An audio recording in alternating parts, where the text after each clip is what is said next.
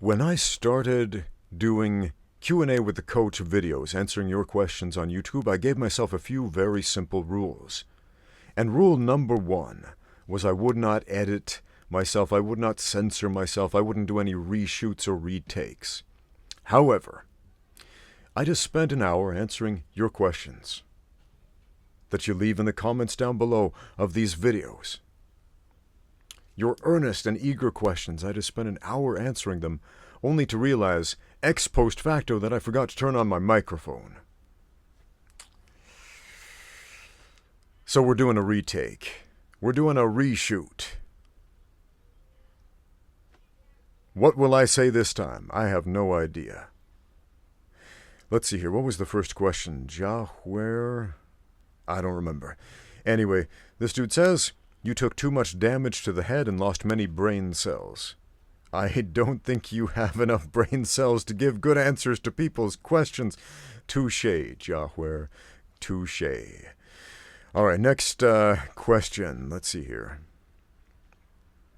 Our friend Iris Petson says, I recently saw a post on Reddit where most people thought that Joe Rogan would beat Larry Wheels in a fight. What's your take? How would one even deal with that kind of raw strength that Larry Wheels has?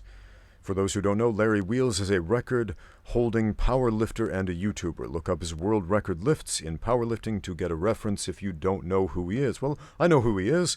He's a super strong, very athletic, beastly human being. And Joe Rogan, for reference, is a famous podcaster, UFC commentator, and black belt in Brazilian Jiu-Jitsu, not once, but twice. Black belt in 10th Planet Jiu-Jitsu and regular run-of-the-mill Jiu-Jitsu as well. Machado Jiu-Jitsu, that's not regular run-of-the-mill Jiu-Jitsu, it's all good stuff, right? So it seems like most people seem to believe that Joe Rogan, understanding Brazilian Jiu-Jitsu, has this advantage because he knows how to strangle people to death. And that is an important skill set. At the same time, I think a lot of people have never, ever tried sparring or rolling or grappling or boxing or any sort of combative endeavor against a guy like Larry Wheels, or even reasonably close to that. I had a student who was close to that size and super duper strong. He was about 6'4", about 265 pounds. Beastly strong. Not world record strong, but really, really big numbers on squats and deadlifts and bench press. Really strong power lifter. And he was an absolute nightmare to deal with in sparring. Any type of sparring. I mean, technically, he didn't know a lot. Didn't know a lot of jiu-jitsu. Didn't know a lot of boxing, but it didn't really matter because he was just that imposing, that physically imposing. It was really tough to handle him. So it was really difficult to control his arms, trying to arm lock him. Virtually impossible to control his ginormous, super strong legs. But strangling him with rear naked chokes, triangle chokes, etc., that was doable. That was doable. So if Joe Rogan and Larry Wheels were to fight, let's say they fought like 10 times, and they competed in different types of events. Let's say they did several jiu-jitsu matches. Let's say they did several MMA fights. Let's say they did several boxing matches or kickboxing matches. Well, based on his physique alone, I think Larry Wheels stands a pretty good chance of overpowering a guy like Joe Rogan. At the same time, obviously from a technical standpoint, Joe Rogan stands a pretty good chance at finishing that fight via strangulation. It's not one of these fights that's really that easy to call. It's not that cut and dry, to be honest. So, I understand why some people might jump on either bandwagon and say, Joe Rogan would win 10 times out of 10. I don't think he would. I think 10 times out of 10 he would win several of them based on his jiu-jitsu skill. Maybe he'd land a spinning back kick to the liver, something like that. He is an exceptionally good kicker, after all. But Larry Wheels, man, based on that physique, based on what I've experienced,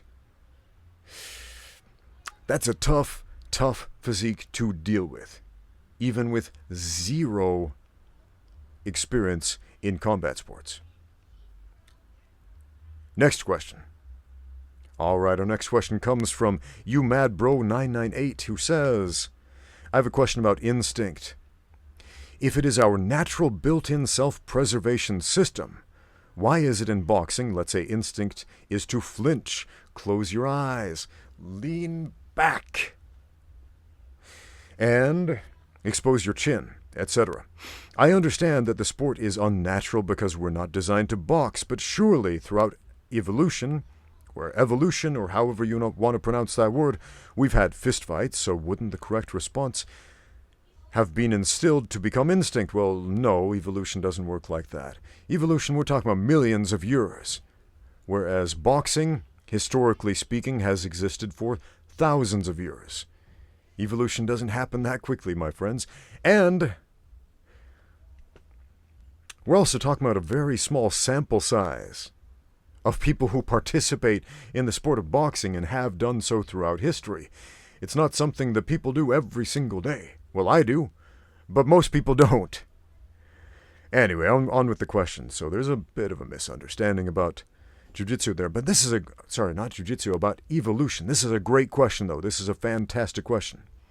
I'm not trying to poop on your question. It's great, and I love it, and I'm going to answer it in full. YouMadBro goes on to say, what advantage does closing my eyes when punches are flying at me and exposing my chin and keeping your head high, what advantage does that have? Possibly to intimidate your opponent by trying to look bigger? Still, that's disadvantageous. Or, for instance, in jiu-jitsu, which is grappling, and much more natural as most animals and mammals can be seen grappling. But what happened is when I was rolling with a higher belt, and when he swept me, instead of posting to stop the sweep, I would just hold on to him. My coach told me straight away, and it was also a few other white belts were doing the same thing in class. So even in grappling, which is it's a much more instinctual way to fight, because a lot of other animals, especially mammals, also grapple, right? So why would my instinct make me hold on and not naturally post, not do the smart thing? He wants to know. Essentially, I'm asking, why would our self-preservation instincts in fighting fail us? I hope it makes sense, and you get the time to read this. Thank you, Coach. This makes sense, and it's an awesome question. But I'm going to correct you on a second thing. Our self-preservation instincts are not fighting instincts. We have 3 very strong self-preservation instincts when it comes to encountering danger. Number 1 is to move ourselves away from that danger. When that is not possible, number 2 is to push that danger away from us. And when that is not possible, when that danger gets too close, our third instinct is to grab that danger and hold it as tight as we possibly can. These are self-preservation instincts, not fight-winning instincts. They're not fighting instincts. Fighting is something you have to train for. Even animals have to train to fight. They do. I mean, think about lions, for example. Lions and dogs and all these animals, they train their cubs, their pups, their kittens, whatever type of animal it is, to fight. They play fight with them. That's training. It's not just instinctive. Our survival instincts, get away from the danger, push the danger away, grab the danger, those are instinctive. Those are meant to keep you alive. So, when something is flying toward your head, a flinch reaction naturally takes place. We close our eyes to protect the eyes from getting a foreign object in them, because it's not very useful to go blind, evolutionarily speaking, however you pronounce that word, evolutionarily. There we go. It's not very advantageous to go blind, so we tend to close our eyes when foreign objects come toward them. We tend to thrust our arms toward the danger to keep something between us and that, to protect all these sensitive organs, to protect our central nervous system, to protect our eyes, our throat, etc. So we try to push that danger away if we can't physically move ourselves away from it. And in the case of grappling, as you pointed out, and this is a very good observation, we tend to grab that danger and squeeze it. So this upper belt is trying to sweep you, and you're thinking, I should put my hand on the floor to stop this sweep, except that's a bad instinct too. Did you know that? Because you're going to set yourself up to get triangle choked. If you haven't watched my video series on all the triangle chokes, or if it hasn't come out yet by the time I post this video, I'm making a series on all the triangle chokes. You should definitely watch it. Posting your hand on the mat while you're being swept is a great way to set yourself up to get triangle choked. So think of some better things to do, such as pass that guy's guard and keep him under control. Keep appropriate amounts of pressure in the right places so he cannot attempt to sweep you. And by doing so, opens up his guard and makes it easier for you to pass, as opposed to simply posting on the mat, giving up a potential triangle choke. So,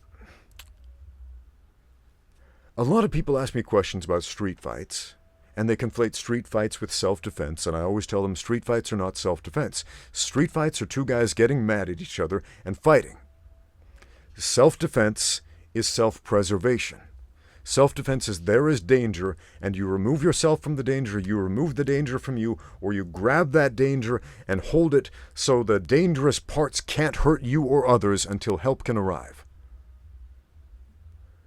And that self-defense is based upon our natural self-preservation instincts, which should never be confused with fighting instincts. Next question. We had another good one in this list somewhere.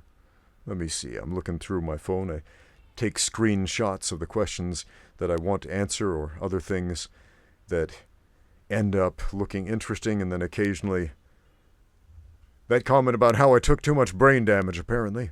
Maybe I did, man. A little bit of brain damage, that's too much. It's definitely too much.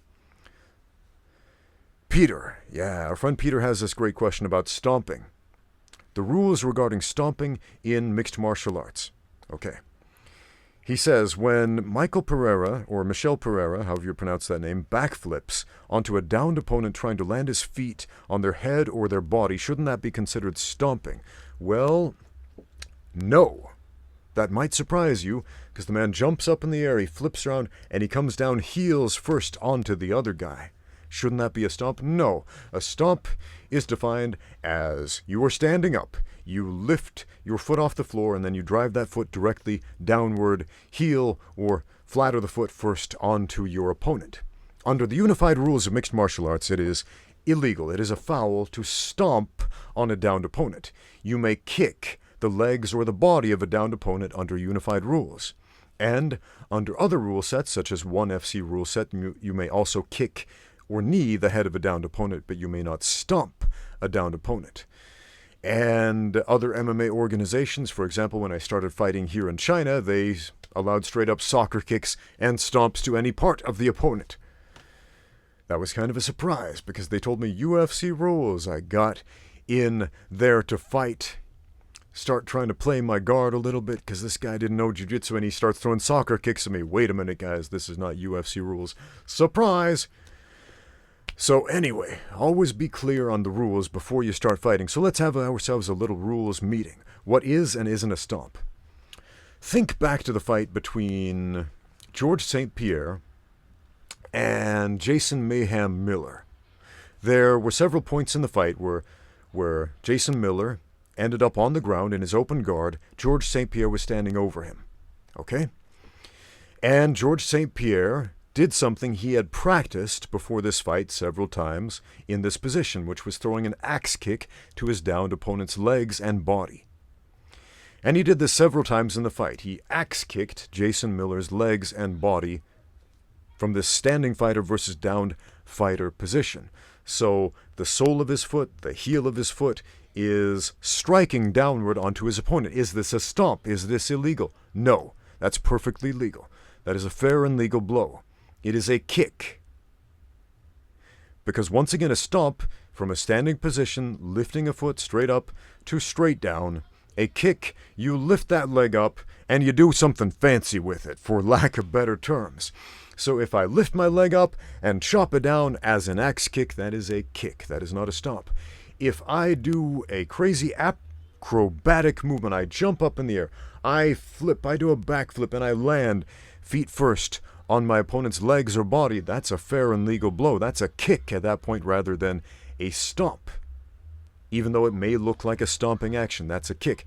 Now, if we're fighting under unified rules, and that kick lands to the head of a downed opponent, that is now a foul. Now, I didn't see the fight you're talking about, so I do not know if a kick, this backflip kick, landed to the head of a downed opponent, and if the referee did not penalize it. Let's assume for a minute that the referee did not penalize it. Well, that was a mistake, but it's also an understandable mistake. Put yourself... An understandable mistake. What did I say before? Understandable? Like I said, I don't do reshoots on these, except today. Or jump cuts. Hate jump cuts, man. Absolutely hate jump cuts with a passion. Put yourself in the shoes of the referee. You've reffed a bunch of MMA fights. You've seen a lot of MMA fights. You've seen what people can do. You're thinking, okay, don't kick the head of a downed opponent. All right. So far, so good. What the heck is he? He's doing gymnastics. He's doing a backflip. Woo. And then he landed the guy on the guy, and they start to scramble. The fight continues. The referee doesn't jump in there and penalize them and say, no kicks to the head of a downed opponent. What would you do in that situation? You would probably be shocked and surprised and a little taken aback, and it might take you a few moments to process what had just happened, even from the referee's standpoint. So, it is understandable that in that situation, that particular situation, a referee may be too shocked or too surprised to jump in immediately and issue a warning for a kick to the head of a downed opponent. He may also have considered it incidental. He jumped, he landed a foot, coincidentally happened to land somewhere in the near vicinity of the head. Let's let it slide. That being said, please do not ever base your game plan on the idea that the referee is stupid. Referees are not stupid people. They're not. I have heard some coaches and some popular YouTubers issue this advice, telling people, do this illegal action because the referee might not notice it. Ha ha ha. No, that's a terrible game plan. If your game plan is based on the referee being stupid and the referee not noticing your clever attempt at bending the rules, that's a stupid game plan.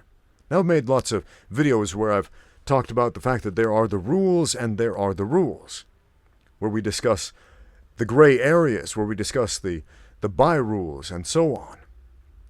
But if your game plan is to flagrantly foul your opponent and just hope the referee doesn't notice, that's a stupid game plan, and you're going to lose a lot of fights. It's just dumb. Don't do that. Don't go there. But to recap, if you do a backflip or any other type of kick that is not a straight up and straight down stomp, I mean, we all know what a stomp looks like. Imagine there's a bug on the floor, and you want to squash that bug. You lift up your foot, you stick your foot down with a bit of force, and you squash that bug. That's a stomp. And that's what referees are looking for. That's what referees are going to wag their fingers at. It's also important to recognize in the stand-up portion of the fight, stomps are perfectly legal. A lot of people have sent me questions saying things like, foot stomps are illegal, and therefore if foot stomps were legal, then such and such a martial art would dominate in the UFC and so on. And that's actually a statement, not a question, but I've received lots of statements like this in the comments, and it's just objectively false, because stomps to the feet of a standing fighter are perfectly legal. Stomps to a standing fighter are perfectly legal. If you could jump 6 feet up in the air and stomp on the guy like a Super Mario brother, that would be perfectly legal. If he's standing up. If he is a downed fighter, if any part of his body besides the soles of his feet is touching the floor, if he is lying down, if he is kneeling, if both hands and both feet are on the floor, he's a downed fighter and you may not stomp him anywhere. If he's standing up, perfectly fair and legal. So, Did I explain the rule adequately? If not, please let me know in the comments down below, or if you have other questions about the rules of mixed martial arts, or anything, please let me know in the comments down below. Thank you for watching. Now get out there and train.